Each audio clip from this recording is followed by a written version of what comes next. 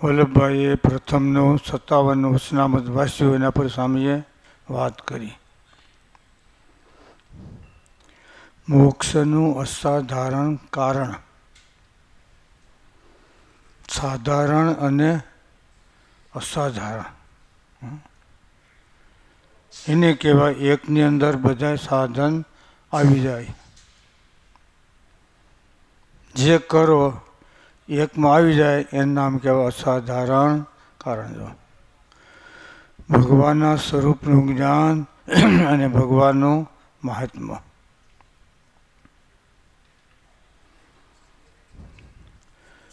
ભગવાનના સ્વરૂપનું જ્ઞાન અને ભગવાનનું મહાત્મ્ય આ બે વાના કીધા છે.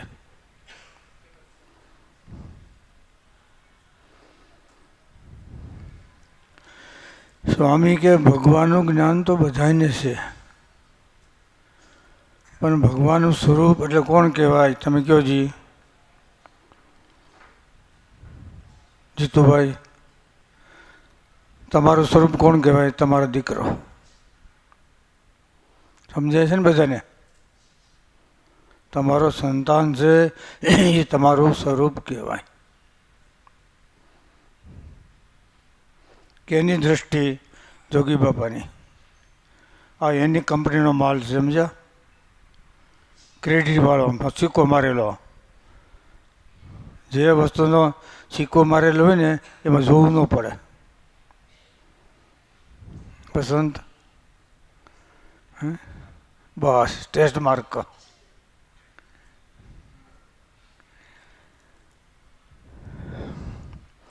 ભગવાનના ભક્ત છે એ ભગવાનનું સ્વરૂપ છે. સ્વામી કે ભગવાનને હવ ઓળખે, પણ ભગવાનને ઓળખતા હોય એવા ભક્તને ઓળખવો એ મહત્વ છે.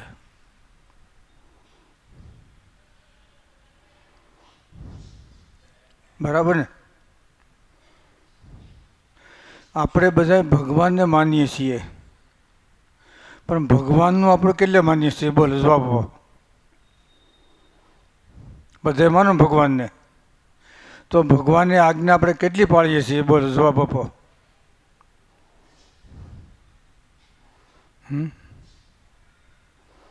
ભગવાનને હવ માને છે, પણ ભગવાનનું કેટલું માને એ મહત્વ છે. એટલે સ્વામી કે ભગવાનનું જ્ઞાન બધાને છે, પણ ભગવાનના સ્વરૂપનું જ્ઞાન એ થવું એ બહુ કઠણ છે. ભગવાનના ભક્ત છે એ ભગવાનનું સ્વરૂપ છે. ભગવાનની મૂર્તિ નોખી છો. હરિકૃષ્ણ મહારાજ, ઘનશ્યામ મહારાજ, સહજાનંદ સ્વામી જે કયો એ સમજાય છે?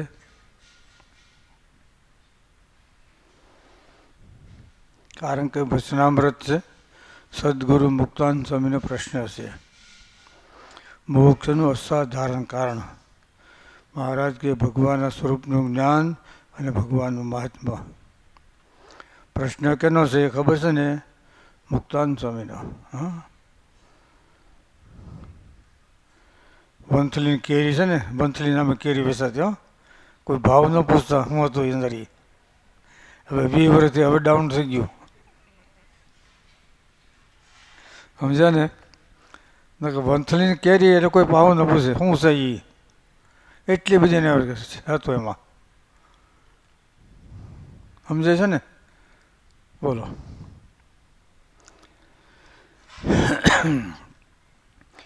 ભગવાનના સ્વરૂપનું જ્ઞાન અને ભગવાનનું મહાત્મ્ય. મહાત્મ્ય વસ્તુ એવી છે એ અતિશય છે. ખાંડ હોય, લોટ હોય અને ઘી છે એ મહિમાને ઠેકાણે છે. ઘી હોય ને તો લાડવા થાય. સમજાય છે ને? લોટ હોય, ખાંડ હોય, ઘી ન હોય તો એ મહારાજ કે મહિમા વસ્તુ એવી છે. મહિમા મંડો કેવા તો અડધી સભા ઉઠી જાય. જેવું ભગવાનનું સ્વરૂપ તમે નિર્ણય કરો, તમે બતાવો, એવું બધાને પાસ પડે નહીં. વાલા એ રસના શાખણ હાર સાસ કોઈ, બરાબર ને? ભગવાનનો રસ શાખ્યા પછી એને આ લોકના પદાર્થ વૈભવ એને ખાટી સાજ જેવો થઈ જાય. વાલા એ રસના શાખણ હાર સાસ કોઈ આવું પીએ. બોલો. સ્વામી કે એકવાર ભગવાનના સુખમાં વૃત્તિ ખેંચાઈ જાય પછી પાછી વળે નહીં. જોયું? નાનું બાળક હોય, એક વસ્તુ આપો, મુઠ્ઠી વાળી ના આપે. એથી કિંમતી બીજી વસ્તુ આપો ને તો છોડી દે. સમજાણું ને? એનાથી બીજી કિંમતી વસ્તુ આપો ને તો એને ખબર પડી જાય કે આ વસ્તુ સારું છે તો છોડી દે. એમ ભગવાનના સુખમાં દ્રષ્ટિ ભૂગે પછી એને આ લોકનું સુખ છોડતા વાર લાગે નહીં. જેમ સરપ કાસલી ઉતારે ને, બરાબર છે ને? ખેડૂતનો વિષય છે. ખેતરે જતા હોય, ભોણ હોય, હરપ અંદર જાય ને કાસલી બહાર પડી હોય. બોલો. હરપને કાસલી ઉતારતા વાર ન લાગે એમ એવો ભક્ત હોય એને આ લોકનું સુખ મુકતા કઠણ પડે નહીં. પણ ક્યારે? ભગવાનના સુખ હાથમાં આવ્યા પછી. સ્વામી કે ભગવાનનું સુખ આવે નહીં અને આ લોકનું સુખ મુકાય નહીં, એટલે ઊંધેમાંથી આમ લટકે. આમે નહીં, આમે નહીં. હા, આકાશમાં નહીં અને પાતાળમાં નહીં, ક્યાંય નહીં, ઊંધે માથે.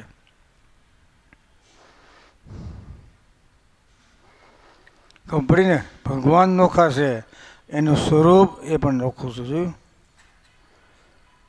ગુણાત્મા સમ્યક ભગવાન, એનું સ્વરૂપ, સંત અને સંતનું સ્વરૂપ, આ 5 વાત રાખવાની કીધી.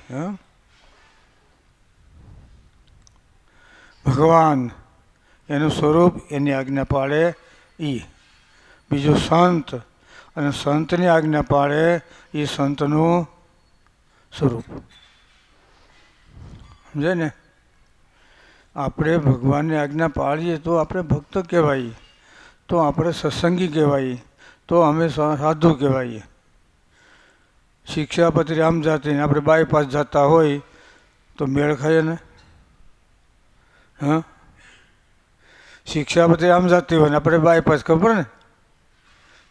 સરકારે બાયપાસ શું કામ કાઢ્યા છે? અંદર ગળદી ન થાય એમ. એમ ભગવાન સ્વામિનારાયણે પણ બાયપાસ કાઢ્યા છે. સમજ્યા ને?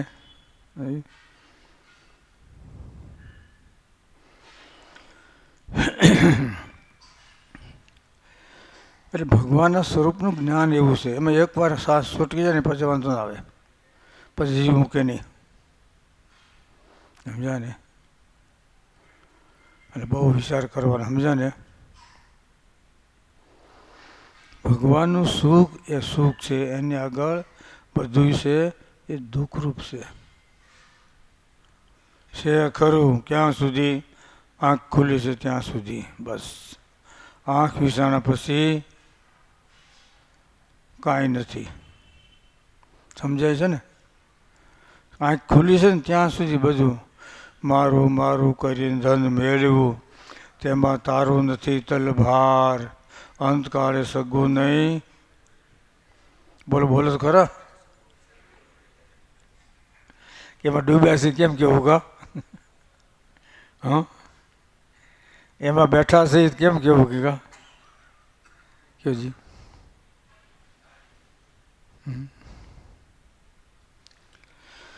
અરે ખબર કે વસ્તુ કઈ ખબર ને? સ્વામી બાપાની છે, સિક્કો મારેલો.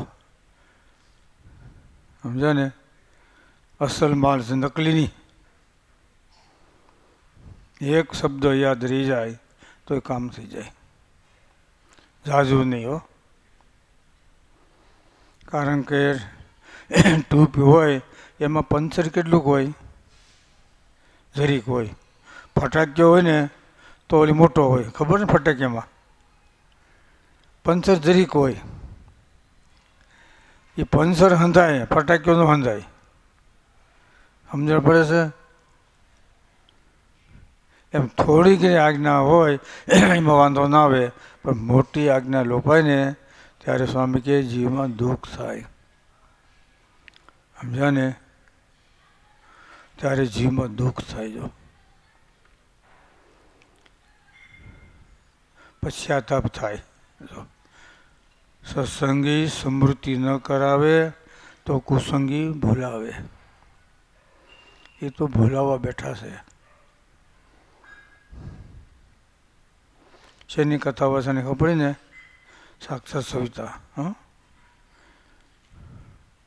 હૃદયના આશીર્વાદ છે.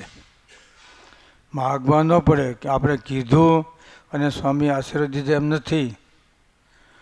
અંતરના આશીર્વાદ છે. અંતરના 3 વસ્તુ ક્યાંથી આવે કયો જી? કોણ કે? હા, બીજો આશીર્વાદ, અને ત્રીજો દાન દેવું. એ દાન દેવું છે ને એ તમારા હૃદયમાંથી ઉત્પન્ન થાય ને તો થાય. બાકી કોઈ પૂછડા ઝાલી ઊભા કરે તો એમાં શું થાય? 3 વસ્તુ છે ને ઈશ્વરલાલ એ હૃદયમાંથી આવે છે. આશીર્વાદ છે ને એ હૃદયના છે. માગ્યા ન મળે. બોલો. ભગવાન અને મોટા પુરુષ શું એની મરજી જાણવી ને એ પ્રમાણે કરવાનું. બોલો. સ્વામી કે ક્યારે તનતોડ મહેનત કરો તો રાજી થાય, અને ક્યારે ખાલી હાથ જોડીને એટલામાં રાજી થઈ જાય. બોલો સહેજાનંદ સ્વામી મહારાજની જય.